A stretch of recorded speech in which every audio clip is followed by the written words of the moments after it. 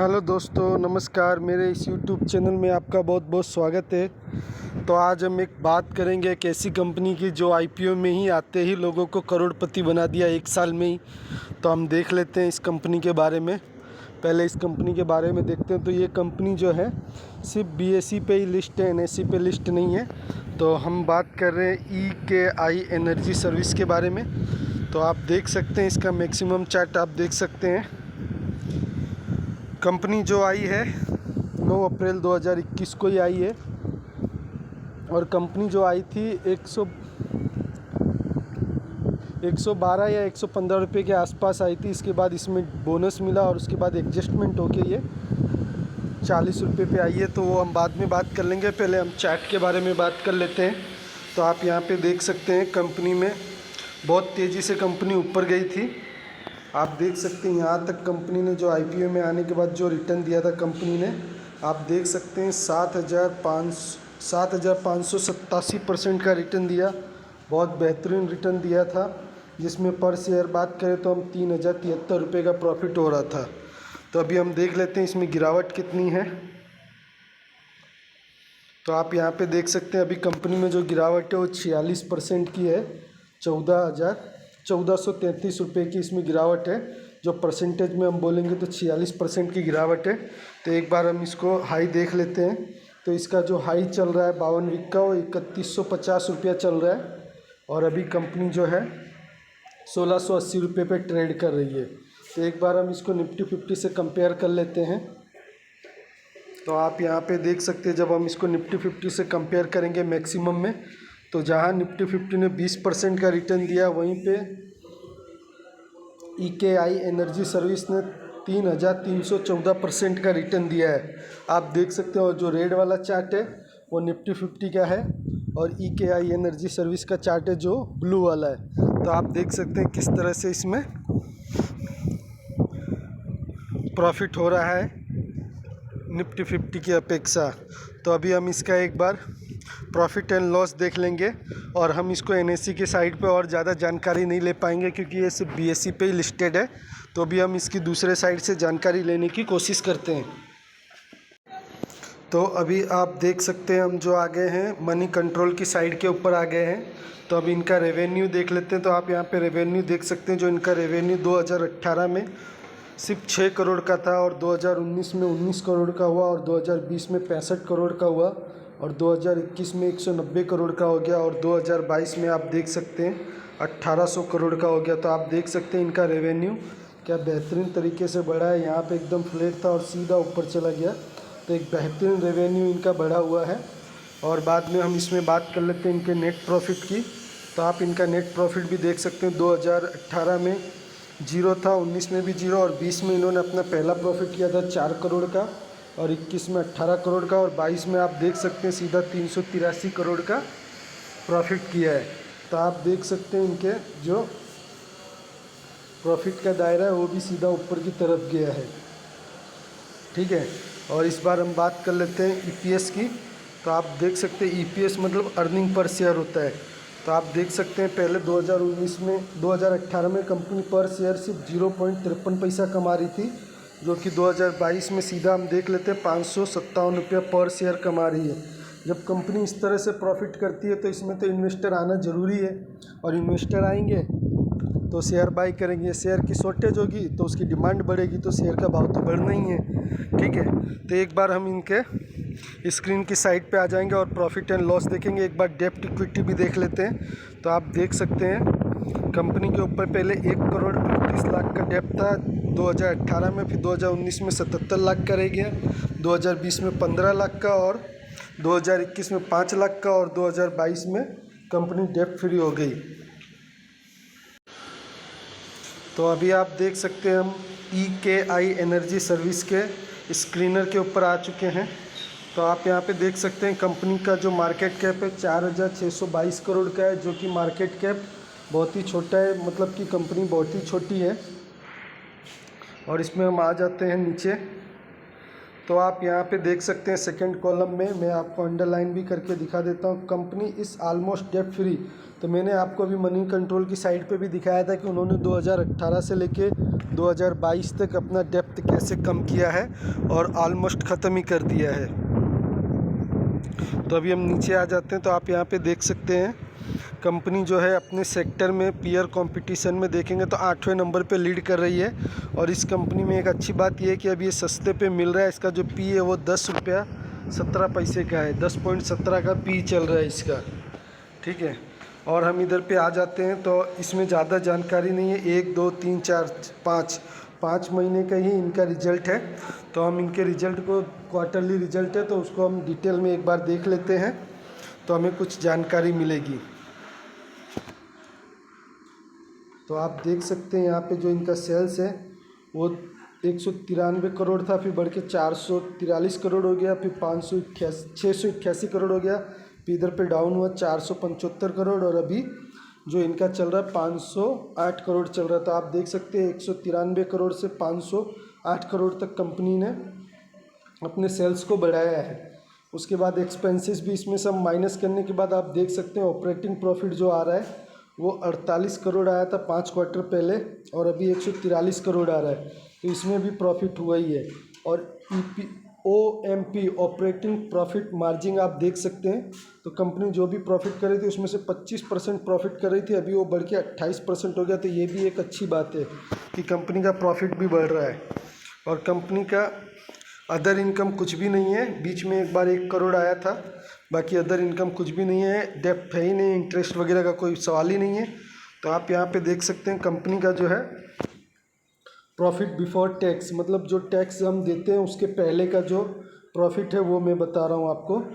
तो आप देख सकते हैं 48 करोड़, 109 करोड़, 214 करोड़, 146 करोड़ और 142 करोड़। तो आप देख सकते हैं कंपनी 48 करोड़ से 142 करोड़ तक आई है, जो कि इनके 5 क्वार्टर के ही रिजल्ट है हमारे पास। उसमें से कंपनी ने हर क्वार्टर में जो दिया है 25% का इन्होंने इनकम टैक्स भरा है। यहाँ पे एक बार 28% है, बाकी 25% है, आप देख सकते हैं, ठीक है। तो उसके बाद कंपनी को क्या बचा, नेट प्रॉफिट। तो आप नेट प्रॉफिट यहाँ पे देख सकते हैं 36 करोड़, बढ़ गया 81 करोड़, फिर बढ़ गया 161 करोड़, हल्का सा डाउन हुआ 105 करोड़, फिर यहाँ पे 107 करोड़। तो आप देख सकते हैं 36 करोड़ से कंपनी बढ़ते बढ़ते 107 करोड़ तक आ गई है। और अर्निंग पर शेयर आप देख सकते हैं, कंपनी अर्निंग पर शेयर 12 रुपया 98 पैसे का प्रॉफिट कर रही थी, जो कि अब बढ़ के 38 रुपया 90 पैसा हो गया है। तो कंपनी में क्वार्टरली रिजल्ट हम जो देख रहे हैं उसमें तो हमें बहुत कुछ अच्छी जानकारी मिल रही है। इसी को हम एक बार ईयरली देख लेते हैं, तो आप उसी तरह से देख सकते हैं EPS वगैरह। तो आप देख सकते हैं कंपनी का EPS जो 2012 में था वो सेल्स जो था 1 करोड़ का था, जो कि अब बढ़ करके 2115 करोड़ हो गया है। तो आप देख सकते हैं कंपनी का सेल्स कितनी बेहतरीन तरीके से बढ़ा है, ठीक है। उसी तरह से एक्सपेंसेस आप देखेंगे तो एक्सपेंसेस भी पहले 1 करोड़ था, तो 1 करोड़ का बिजनेस किया और 1 करोड़ एक्सपेंसेस हो गया, तो माइनस में 0 आ गया। तो इसी तरह से कंपनी यहाँ तक कुछ भी प्रॉफिट नहीं की 2017 से, और यहाँ से कंपनी का सेल्स बढ़ा 7 करोड़, 20 करोड़, 66 करोड़, फिर 191 करोड़, फिर 1800 करोड़ और 200। उसमें से एक्सपेंसेस भी बढ़ा था 6 करोड़, 19 करोड़, 60 करोड़, 165 करोड़, इस तरह से बढ़ता गया। और आप देख सकते हैं ऑपरेटिंग प्रॉफिट जो 1 करोड़, 1 करोड़, फिर 6 करोड़, फिर बढ़ गया 25 करोड़ और 516 करोड़, 611 करोड़। इस तरह से आप देख लीजिए। तो हम अभी डायरेक्ट इसके आ जाते हैं नेट प्रॉफिट पे। तो आप देख सकते हैं नेट प्रॉफिट में कंपनी ने यहाँ तक कुछ भी नहीं कमाया, लेकिन एक अच्छी बात इसमें ये बता दूं कि कंपनी ने कभी माइनस में नहीं गई, कभी लॉस में नहीं गई, ये भी एक अच्छा पॉइंट है। फिर यहाँ पे कंपनी ने 1 करोड़ कमाया, फिर यहाँ पे 5 करोड़ कमाया, 19 करोड़, फिर 183 करोड़, फिर 455 करोड़। तो कंपनी जीरो से कमाने वाली 5 साल में 455 करोड़ पहुंच गई। तो ये कंपनी का शेयर चार्ट भी तो ऐसे ही ऊपर ही जाना था, वो क्यों नीचे रहेगा, वो भी ऊपर ही जाएगा। तो अभी हो सकता है कंपनी में प्रॉफिट बुकिंग चल रही होगी। तो अभी ये तो एक अच्छी बात हो गई। एक बार हम प्रमोटर होल्डिंग देख लेते हैं। कंपनी के ऊपर कर्जा तो 0 ही है।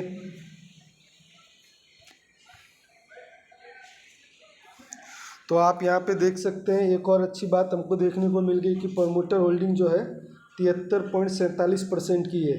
ठीक है, तो 73.5 करोड़ या 73 करोड़ ही मान लो प्रमोटर के पास है। तो ये एक अच्छी बात है कि सारे के सारे शेयर प्रमोटर ने अपने पास रखे हुए हैं। तो जितना ज़्यादा प्रमोटर के पास होल्डिंग रहेगी कंपनी को उतना ही मजबूत माना जाता है, और उनके प्रमोटर भी कंपनी को उतना ही ग्रो करने में मेहनत करते हैं। FII इसके पास 5% है, DII इसके पास 5% है, और पब्लिक के पास पहले 14.24 था, अभी 15.51 हो गया। तो ये प्रमोटर होल्डिंग भी बहुत अच्छी लगी मुझे को। तो अभी आप इसमें देख सकते हैं इस कंपनी में जब ये शेयर आया था मार्केट में, तो IPO में तो 120 रुपये में लोगों को मिला था, 120 रुपये में लोगों को मिला था। और ये कंपनी 9,000 के पार भी चली गई थी एक साल में 9,000 के पार भी चली गई थी। तो आप देख सकते हैं कितना लोगों ने पैसा बनाया, इतना पैसा बनाया कि पूछो मत। ठीक है, करोड़ों में लोग खेल रहे हैं, क्योंकि ये जो IPO आया था BSE और SME पे आया था, जो को IPO का साइज ही था, जो IPO में भरना था 1,20,000 का था, और उसमें लगभग 1200 शेयर थे। 1200 इंटू अगर आप 9,000 भी करेंगे तो आप देख सकते हैं कितना बनेगा। तो मैं आपको लास्ट में बताता हूँ कि कितना बनेगा, हम उसके लिए कैलकुलेटर पे आ जाएंगे।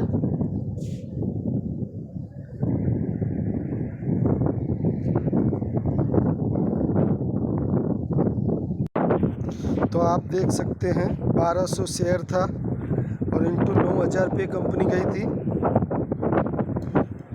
तो आप देख सकते हैं यहाँ पे कितने में आंकड़ा आ गया, 1,08,00,000 रुपया बन गया।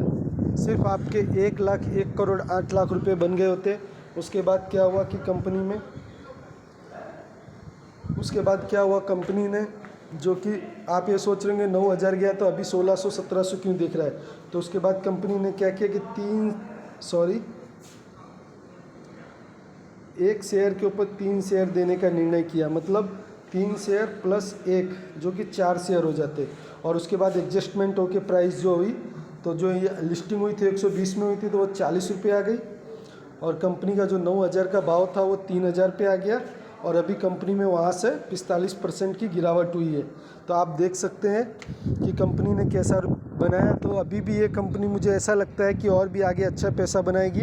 हो सकता है लोगों ने प्रॉफिट बुकिंग किया है, इतने हाई लेवल पे प्रॉफिट हुआ है, तो इस प्रॉफिट को कोई गंवाना नहीं चाहता, तो लगभग लोगों ने अपना प्रॉफिट निकाला होगा।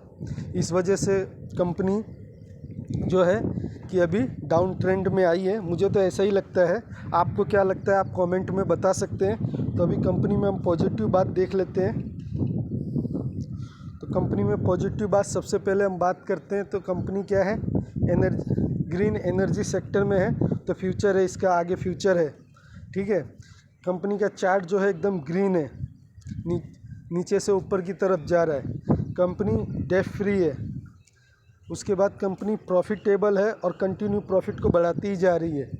और कंपनी के पास जो प्रमोटर होल्डिंग है वो भी बेहतरीन है, 73% की प्रमोटर होल्डिंग है। तो इतने सारे पॉजिटिव थिंकिंग है, और कंपनी में बाई करने के लिए अभी सबसे अच्छी पोजीशन है, क्योंकि कंपनी अपने 40 से 45% डाउन में है। एक अच्छी फंडामेंटल कंपनी 20 से 25% अगर डाउन आती है तो हमें उसमें बाई करना चालू कर देना चाहिए। और मैं तो कम क्वांटिटी लेता हूँ। मैं क्यों कम क्वांटिटी लेता हूँ ये भी मैं आपको बता देता हूँ। क्योंकि हम अगर ज़्यादा क्वांटिटी ले लेते हैं और उसके बाद अगर शेयर गिरता है तो हम उसको एवरेज नहीं कर पाते हैं। तो उसको एवरेज करने के लिए हमें पैसे रखने पड़ते हैं। अगर आपके पास 100 क्वांटिटी का पैसा है तो आप 10-10 लेके एवरेज कर सकते हैं, और आपके पास 10 क्वांटिटी का पैसा है तो आप एक लेके इसको एवरेज कर सकते हैं, जैसे आपके पास पैसे हों। तो क्या है कि ऑलरेडी 40 से 45% डाउन होती है। तो आपको क्या लगता है आप पोजीशन बनाने के बाद वापस 40-50% डाउन होगी? नहीं, कभी नहीं होगी। ज़्यादा से ज़्यादा वहाँ से 3-4-10% तक डाउन होगी। उसके बाद उसमें अप ट्रेंड आना ही आना है, और आप वहाँ पे अगर उसको एवरेज करेंगे तो और सस्ता मिल जाएगा। अगर एवरेज नहीं करेंगे तो कुछ टाइम वेट करने के बाद वो ऊपर जाएगा, और फिर आपको पर शेयर जैसे 100 रुपया, 500 रुपया, 1000 रुपया लेना है, उस हिसाब से आपको वेट करना पड़ेगा, और आप आगे उसको सेल कर सकते हैं। और अगर आपको लॉन्ग टर्म के लिए लेना है, बहुत बड़ी रकम बनानी है, बहुत अच्छा कुछ करना है तो आपको ऐसी कंपनियों को 10-10 साल 15-15 साल होल्ड करना पड़ेगा। तो ये आपके ऊपर है कि आप कंपनी को कब एंट्री करते हैं, कब उसमें बाय करते हैं, कब सेल करते हैं, वो आपका निर्णय है। तो आपको मेरा ये वीडियो अच्छा लगा हो तो मेरे चैनल को लाइक कीजिए, सब्सक्राइब कीजिए, और आप इस शेयर को बाय करने से पहले अपनी भी रिसर्च कर लीजिएगा, उसके बाद ही बाय कीजिएगा। हमने एजुकेशन पर्पज़ से इस वीडियो को बनाया। तो आप लोग मेरे चैनल को कम सब्सक्राइब कर रहे हैं, तो हो सके तो ज़्यादा से ज़्यादा लोग सब्सक्राइब कीजिए। मिलेंगे नेक्स्ट वीडियो में। मैं बहुत मेहनत करके आप लोगों के लिए डिस्काउंटेड भी शेयर लेके आता हूँ, जिसमें फंडामेंटल स्ट्रॉन्ग शेयर आपको डिस्काउंटेड रेट में मिल रहे हैं। तो चलो मिलेंगे नेक्स्ट वीडियो में। Bye bye.